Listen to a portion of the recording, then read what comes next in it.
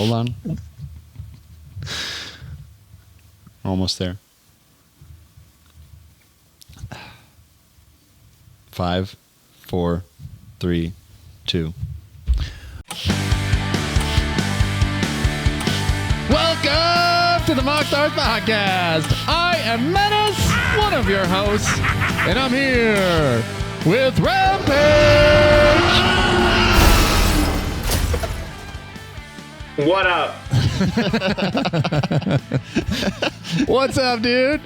And we've got Annihilator.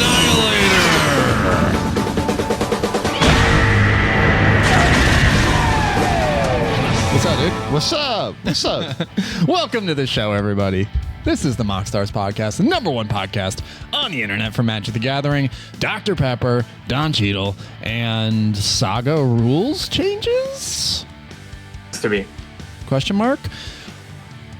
We're trying something new today, everybody. So I hope you're ready, and I hope you're on board. We're actively putting in, we're wanting to put in the effort to make this show better every single episode. So we're practicing a couple new things with timing to make the show snappier and more entertaining, and give us the ability to cover more topics and just kind of keep the ball rolling on some stuff. So we're excited to see how these how these changes overall affect the show.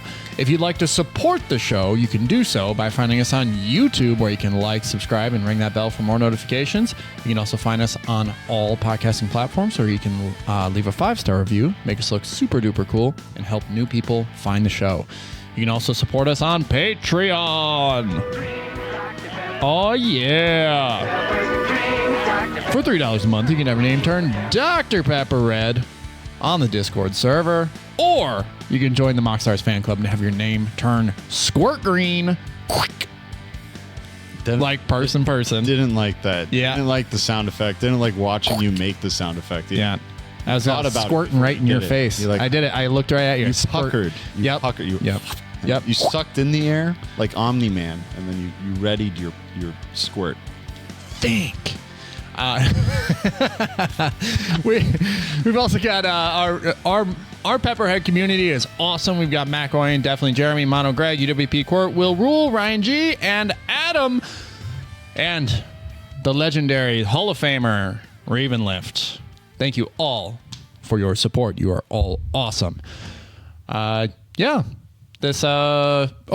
One last thing. I always forget to do this at the top of the show, but I want to make sure that we do it. We also have an Etsy page where we have the sickest tokens of all time. We have Treasure, Copy, Monarch, Construct, Goblin, Food, Zombie.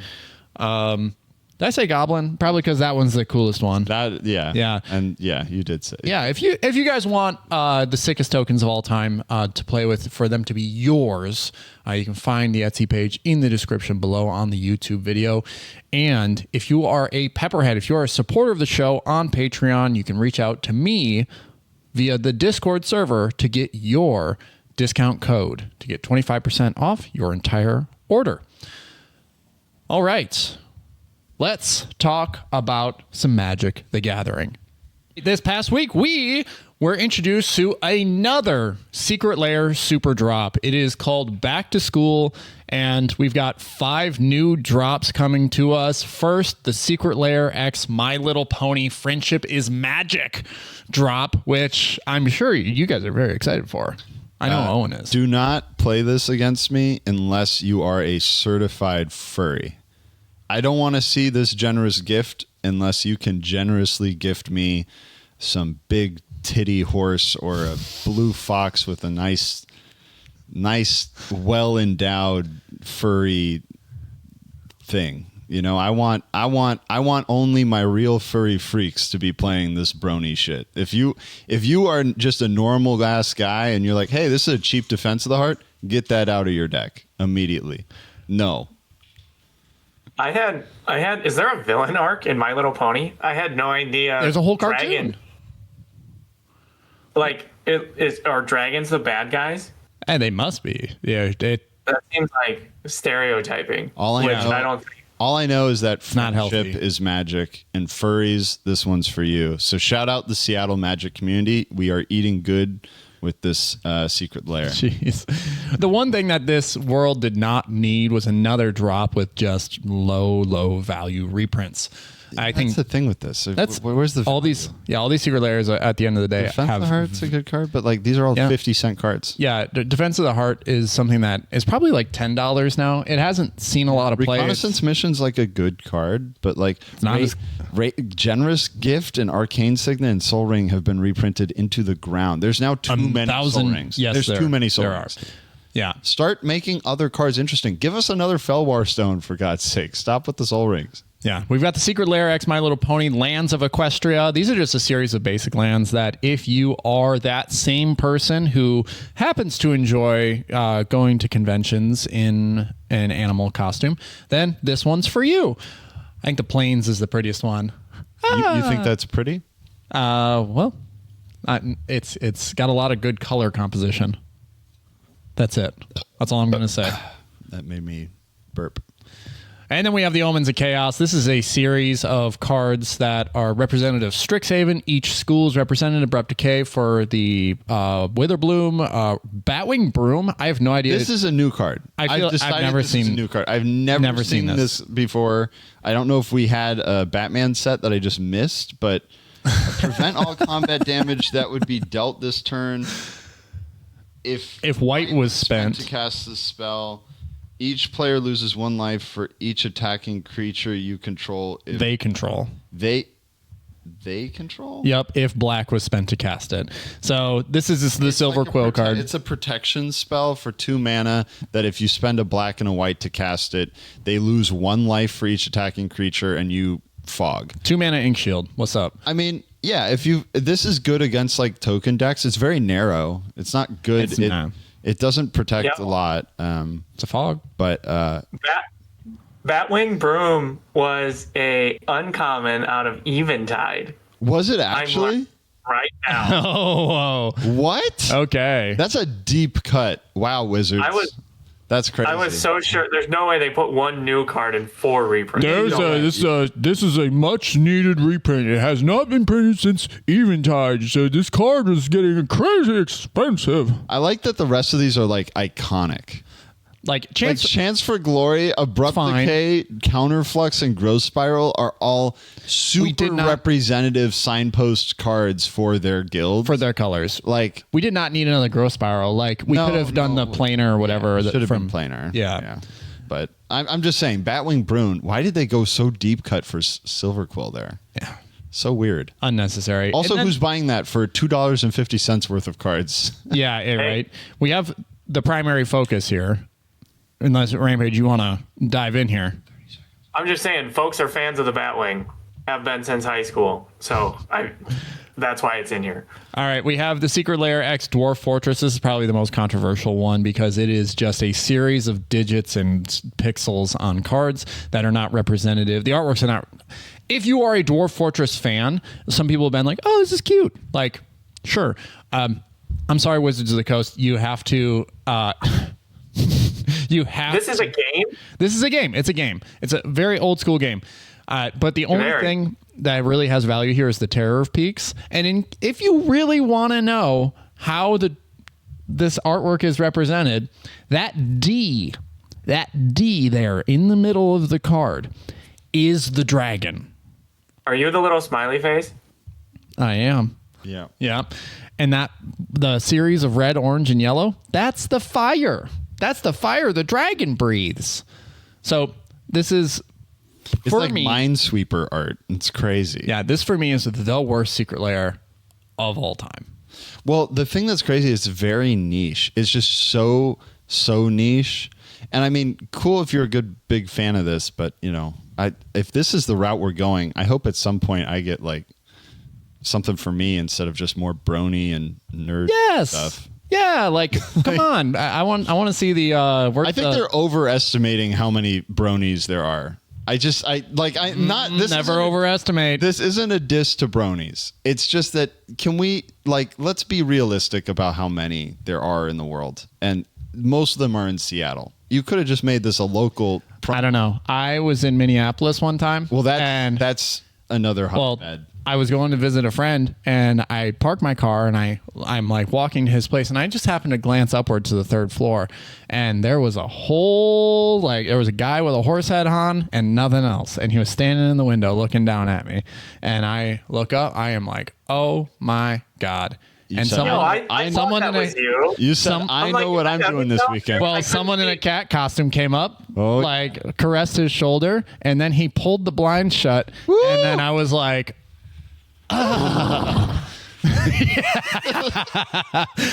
right, moving on. We got the Eyes Have It. This is probably the one that'll get sold, or people will buy the most of. It's got eyes on it. Counterbalance. Ooh, Baleful Strix. Ooh, Otherworldly Gaze. Ooh, Opt. Ooh, Gitaxian Probe. Ooh, okay. These are Magic cards. Yeah, and then we have Mahugakun Saishun Hakusho. Perfect. Yep. Wow. I'm glad I didn't say that. That's something. There are cards in that one, and then we have this Notebook Genius. This is the one I've seen people actually be fans of so far. I don't mind the artworks. They're cool, I guess. There's definitely have been issues in printing in the past where they've not made the text legible, like with the Lord of the Rings stuff. I mean, they're just not even meant to be read, really. But like the Bloodghast is cool and standard legal. Lair, the superior version, is the textless one. So this one, whatever. It's Stormkill an artist. Kind of. Don't really like looking at him, but I like looking at him a lot more than I like looking at Hello. There's also the Mystical Archive. This one's also confusing because they did the Japanese artworks, but with English text for the Mystical Archives. They're like, we're gonna dub it. Yeah. Yes, they dubbed the hell out of it. We're gonna do a dub version for you guys. Super dubbed. All right. That's the Secret Lair stuff. If you were curious, there's a lot to look at, but nothing really worth your $40 if you're planning. For $40, you are getting about at max $10 worth of cards. Yes, max 10. Maybe these individual printings will be worth a lot more because not many people bought them in the future. But other than that, this is a very low value Secret Lair drop. Okie dokie. Last week, we talked a bit about Strixhaven and all the new cards that are coming your way. So we're just picking a few cards this week to we didn't even talk about these yet, but we wanted to talk about them because we feel like they're important to not only Commander, but to a lot of other formats, and they're also wildly powerful, so the conversation's worth having. The first card we're going to talk about is Erode. This is for 1 white mana. You get an instant that says destroy target creature or planeswalker. Its controller may search their library for a basic land card, put it onto the battlefield tapped, then shuffle. I'll get my opinion out of the way first. I think this is probably the best white card we've seen in a long time. For instant speed, 1 white mana, the ability to destroy target creature or planeswalker. Note that with all of the other, with Path to Exile. That's what this has been likened to, is Path to Exile. Path to Exile is exile target creature an opponent controls. This is any target creature, and the addition of a planeswalker makes this so much more versatile. While, yes, you can't, indestructible is a keyword.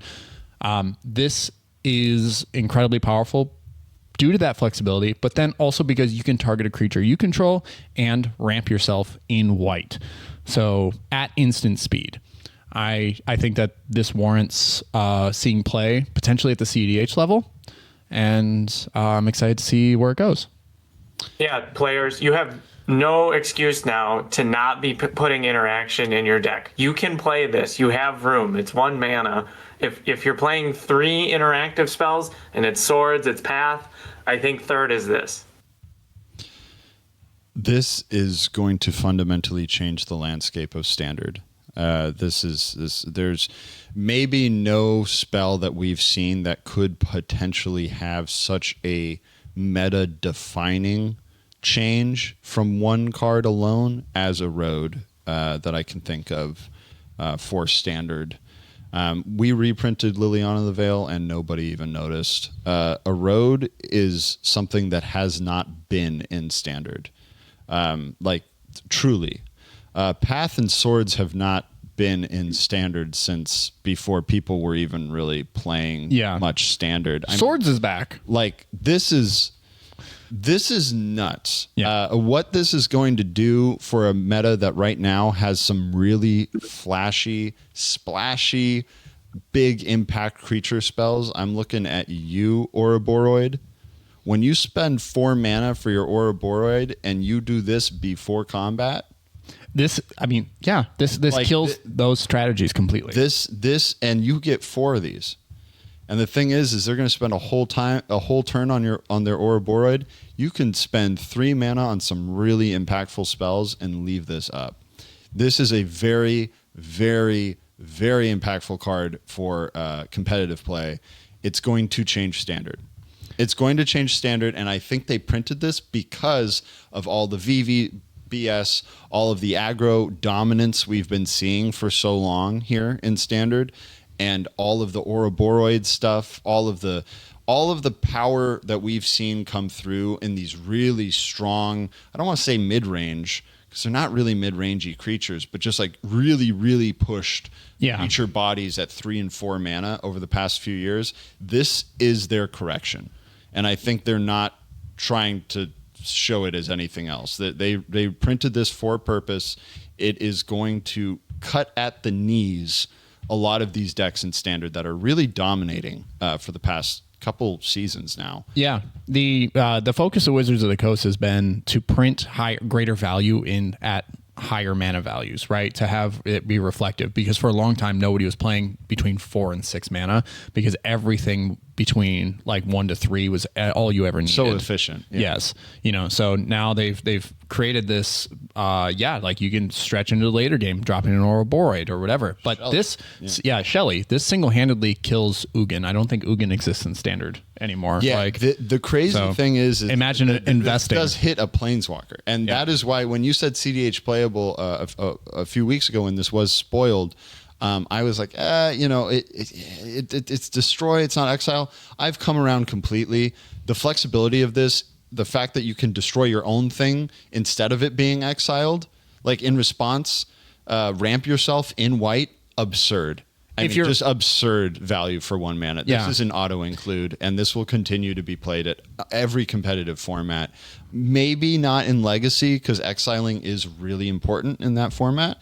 But it will definitely see play in the other formats. Yeah, I think if you're on Earthcraft in cEDH, you can consider this if you're in these colors. All right, Flashback. A 1 red mana instant. Target instant or sorcery in your graveyard gains flashback until end of turn. The flashback cost is equal to its mana cost. This, obviously, it does exactly what it says. This is a mechanic we're all familiar with, but now it's on a card. You can now double tap certain spells if you have the mana. To do it, you can double tap a Force of Will and just exile another card out of your hand instead. Like there's a lot going on with Flashback that you can optimize. You can optimize it in different ways. I'm seeing a lot of standard Jeskai Revelations, like flashing Jeskai Revelations back, which is sort of disgusting. Yeah. But because then you get 2 prowess triggers on the creatures that you have already spawned the turn prior. This is going to shine in those builds. Yes. I think this is what this, again, like you think about intention, assuming that Wizards R&D has intention with some of their decisions. I think the intention on this for sure was that, hey, if you put this in an Izzet or a Jeskai prowess or even Spellslinger or even control build, this is just, you play 4 of these, you have 4 more of the best spells in your deck. You only need to see them once. But if you only draw the 1 bolt, you draw 1 of these, you have another one. Yeah. This is a very strong spell. I think I've been seeing people online talking about breaking it, talking about like the ceiling for this. The ceiling is whatever card you target in whatever format you have it. I mean, you draw it, you have another of the best instant or sorcery in your graveyard immediately. Yep. Yeah, it just doesn't do anything on its own. Talk about like a bad deck, right? You have you probably build a bad deck with a soul card in mind. There's a thing you want to do. Now you got 2 stabs at it. Yeah. If it gets countered, you can do it again. Yeah. I mean, this is a very, very strong card. Again, and at 1 mana at instant speed, which is super relevant. Again, hitting Snapcaster Mage, incredible, right? Enabled counter spells to come back. Yeah. It's like, yeah, Snapcaster is great. It's obviously a legendary card, has done a lot in warped formats in the past. This could do the same. The next potential soul card, you might want to be running this in every black-green deck that you ever play ever again.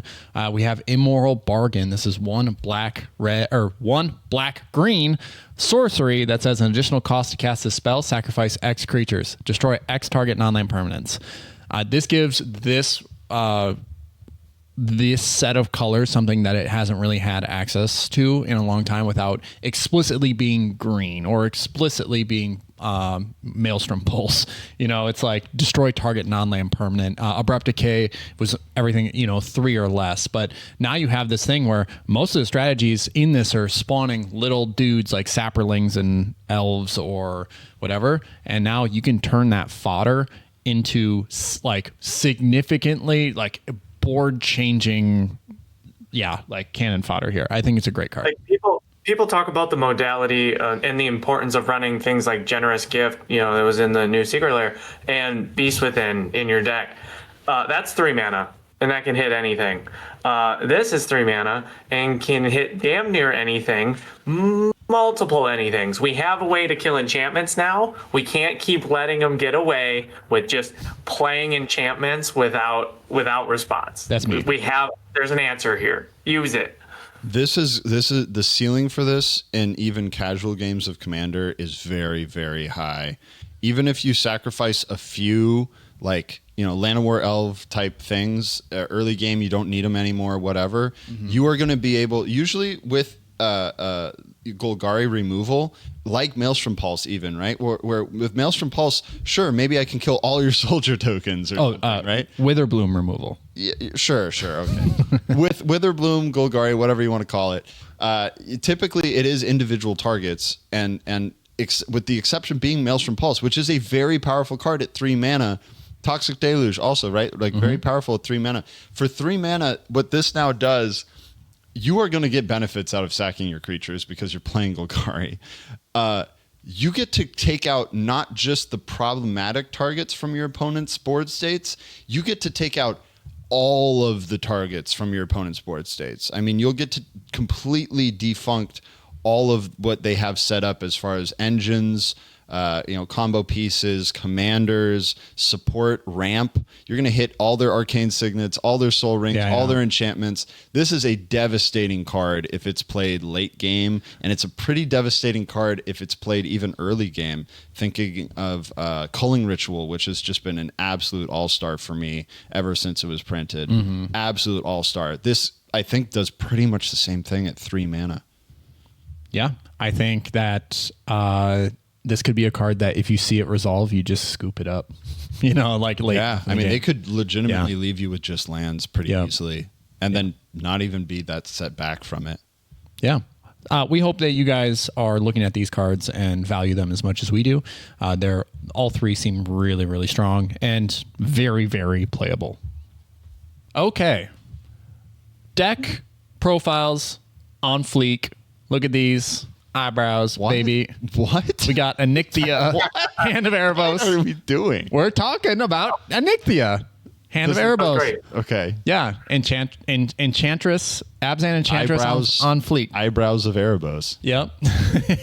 This is it's a 5 mana commander, 2 and then the Abzan colors for a demigod with menace. This deck is called the One True Menace. Other enchantment creatures you control have menace, and then when Anikthea enters the battlefield or attacks, exile up to 1 target non-aura enchantment from your graveyard, create a token that's a copy of the card, except it's a 3/3 black zombie creature in addition to its other types. This is a sweet card. Like, this is a card from Commander Masters. This is one of the Faith's commanders from the precons, and makes for a really exciting build around for me, specifically because I play menace enchantments and gives everything menace, and Abzan, menace, and enchantments. Like, what more reason do you need to build a deck? You see my face right now, people? This is how I feel when I play the deck. All right, your boy's excited. I'm really the deck. I'm really stoked. This commander is Menace's train set. Like, this is what he's gets into, hyper focuses on. This is his hyper fixation. So here's the thing. This is a bracket 3 deck that I'm aiming for turn 8. Like, I know bracket 3 is one of those, has a lot of gray area, and it says that no one should win by, unless it's like turn 6 or later.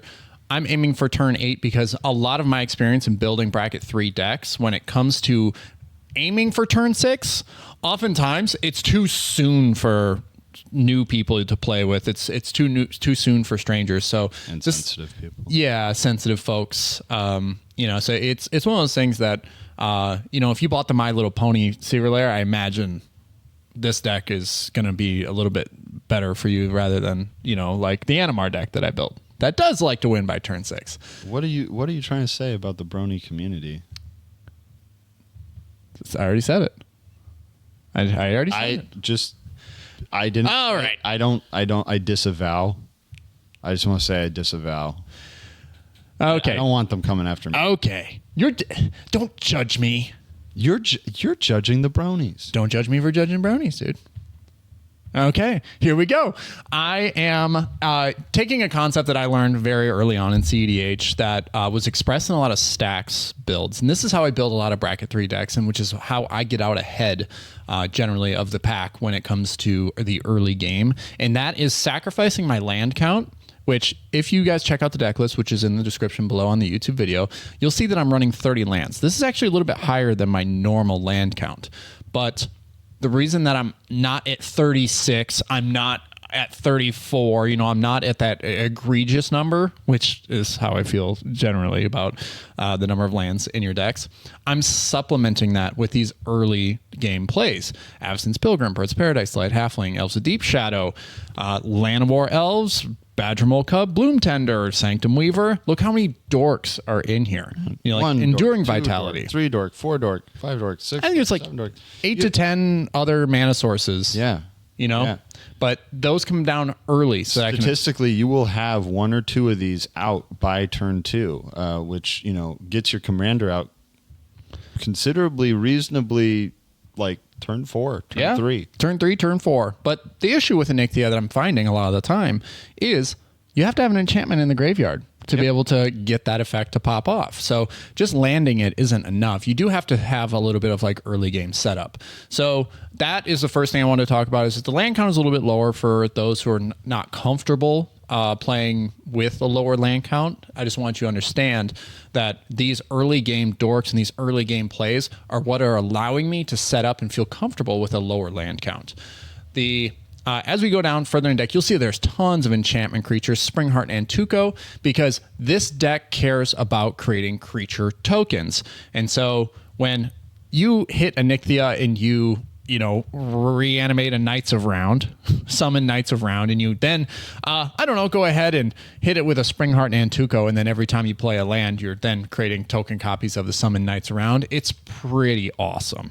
There's a lot of things that are pretty awesome about the deck in general. A couple of value engines that I really like in the deck are Composer of Spring.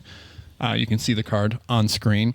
Nyx Weaver, Citizen Champion, and then this is just in every single Anikthea build, but Doomwake Giant is just so good in making sure that nobody else has powerful creatures. It's so ridiculously powerful. Yeah. And then there's a soul card in this deck that story time. First time I played this deck, I landed Anikthea, I reanimated a Doomwake Giant, and then I cast Song of the World Soul.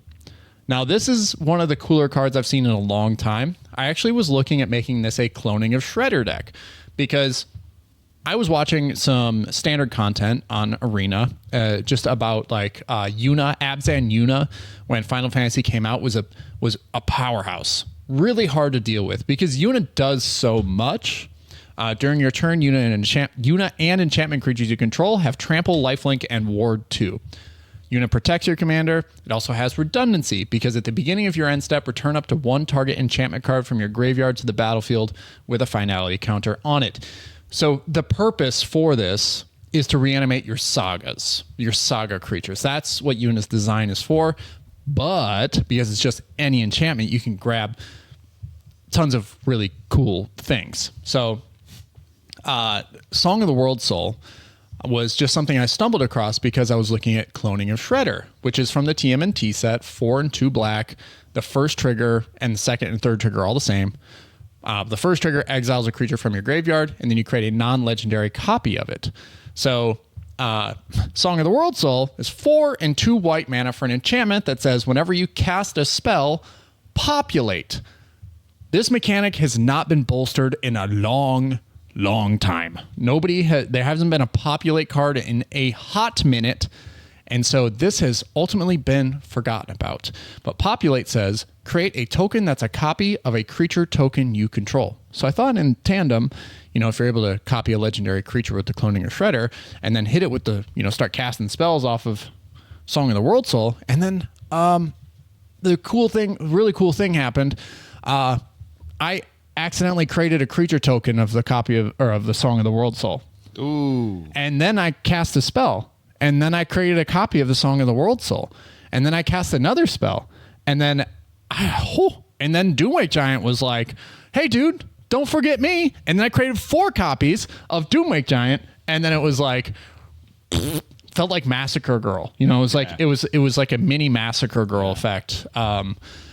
With far more investment, but then I had just an outrageous number of creatures, an outrageous number of enchantments. There's so many cool interactions with this too. Once you start turning non-creature enchantments into creatures, like kin binding.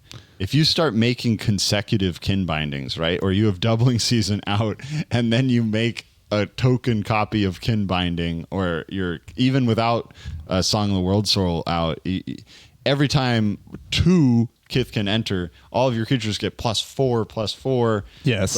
It becomes a nightmare, and you will swarm your opponents, probably by turn 8. Yeah, probably turn 8. Kin binding is also really fun in here. If you guys haven't been playing with this is the Buy a Box promo from Lorwyn Eclipse, but it's 3 and 2 white. Creatures you control get +X/+X, where X is the number of creatures that enter the battlefield under your control. And then you create a Kithkin at the beginning of combat. But you turn this into a creature with Anikthea, +1/+1, and then it creates another thing, +2/+2.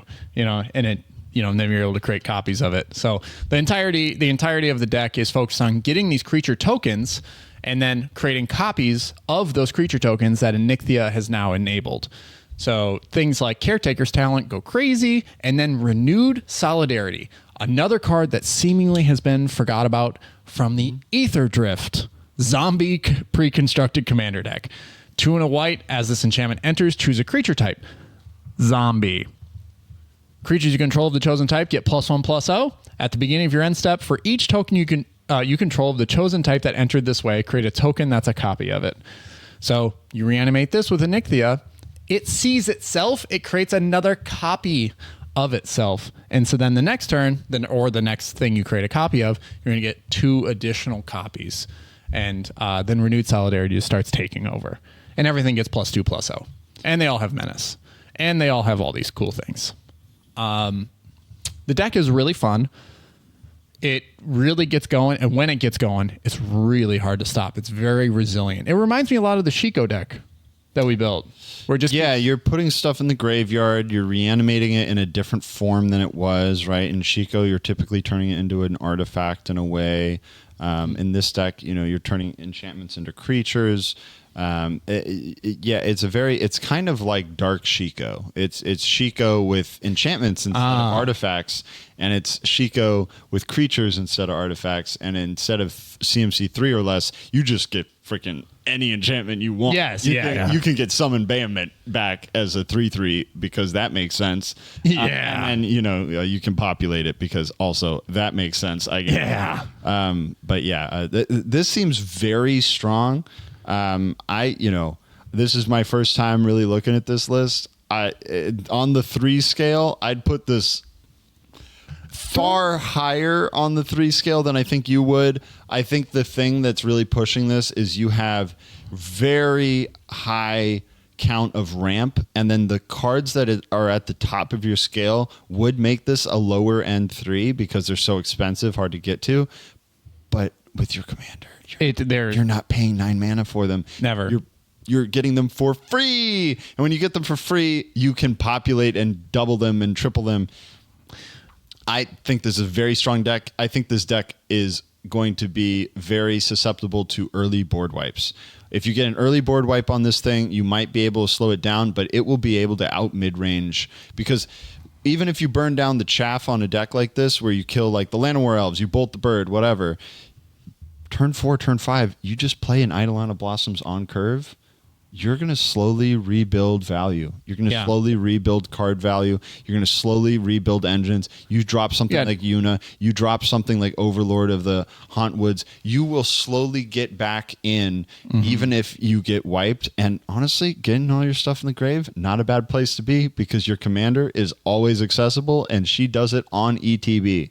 So I think this deck is very, very resilient. I think it's exactly where you like to be as a player, and I think it's very powerful. Tell me if I'm too low on it. I put it at the 3.7.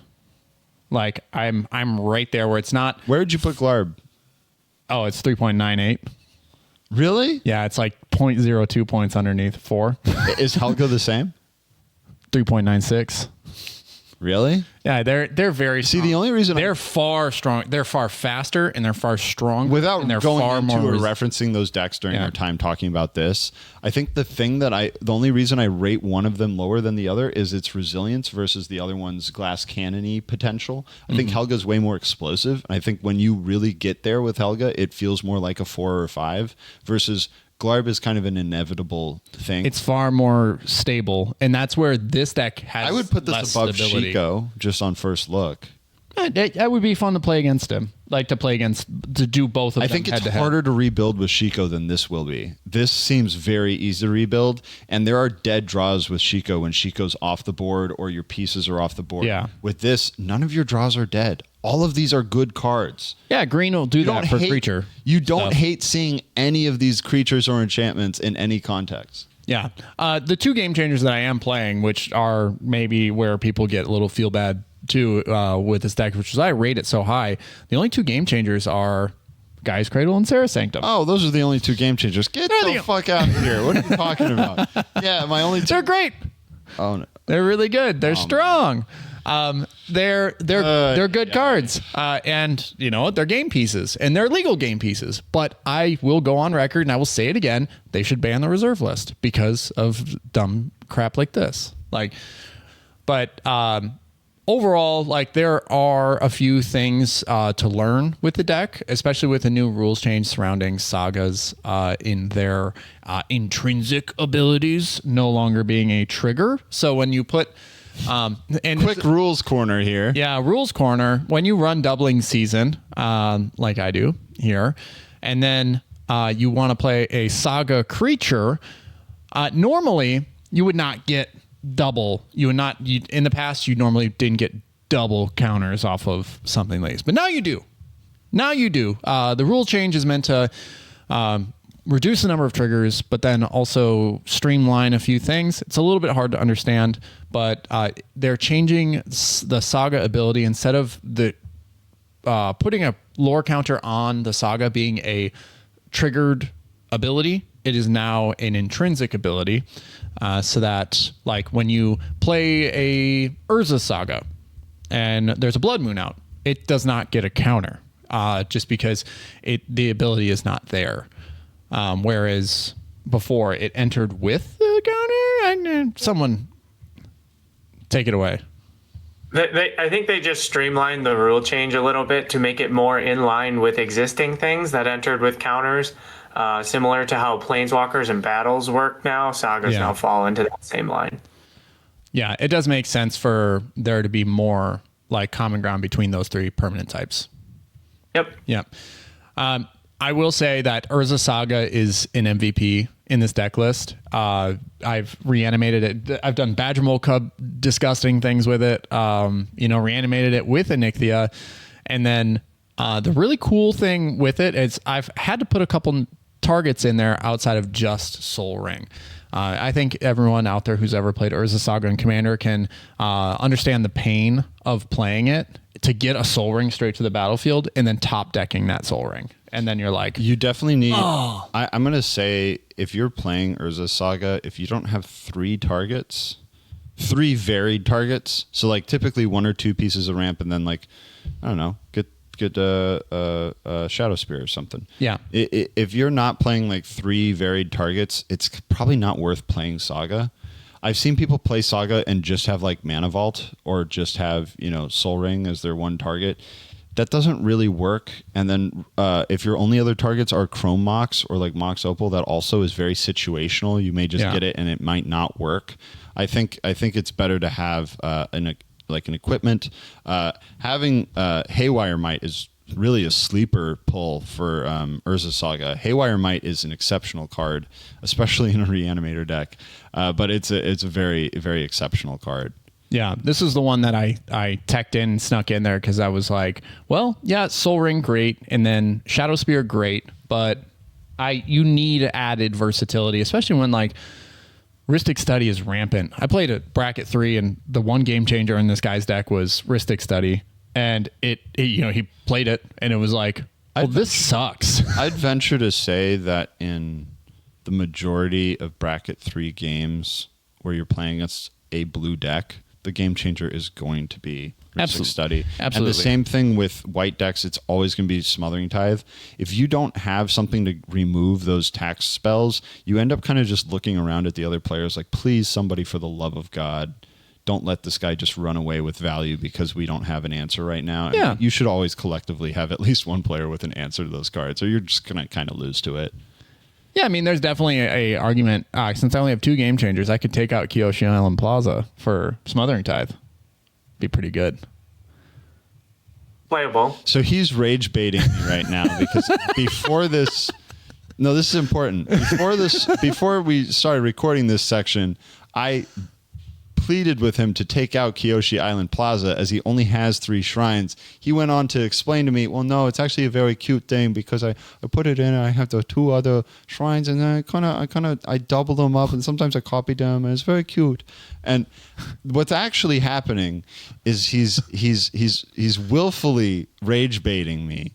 By doing what he's done so many times on this podcast, by bait and switching me with a worse card in the deck list and then saying, well, I could just remove it and put in Smothering Tithe.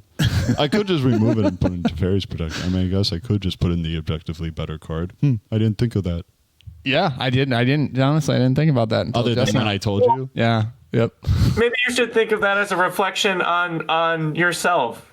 Annihilator, do you want him to play with some edge, or do you want him to play cookie cutter good stuff? I didn't pick a lane. Because if you copy I didn't this, suggest Smothering Tithe. First of all, I suggested he wanted to add Doubling Season, and he cut some other shit, and then he put this in. I'm just saying this is an objectively worse card, but yeah, okay, go ahead, play the objectively better card, play Smothering Tithe. But if you play Kyoshi Island Plaza and then you copy it with Anikthea, or if you create the copy of the Anikthea and then you Caretaker's Talent it, you can get 3 basic lands off of it. Wow. Yeah, seems good. I'm not going to lie. Looking at the other reanimation targets in this deck, if you're reanimating Kyoshi Island Plaza, you're having a bad game. Shh. Look at your enchantment suite. You're telling me you would ever pick Kyoshi Island Plaza? Shush. No, you can't. What are you doing? I'm sitting right next to you. You can't shush me into a mic. I can touch you. Quick little shout out. The sagas are hot. As a way of using Anikthea, getting enchantments into your graveyard without like directly milling them or wheeling your hand. The sagas, I think, play a key role here. They're great includes. Yeah, and the thing is, they fall into that category, right? Where mid-range beats. If you lose your ramp early game or you lose a Anikthea early game, you can play these out, let them run through. If they get removed, whatever, they're in the yard, replay Anikthea, bring them back. Let's say Anikthea gets answered again. You still have that saga for 4 more turns, and it's going to gain value over the course of those turns. Yeah, the game's not lasting 4 more turns. Yeah, but they're really good which is why Kyoshi Island Plaza just makes no effing sense. If the game's not going to plan to last 4 more turns, why would you spend a whole turn to get 1 bit tapped land? Do I really have to explain it again?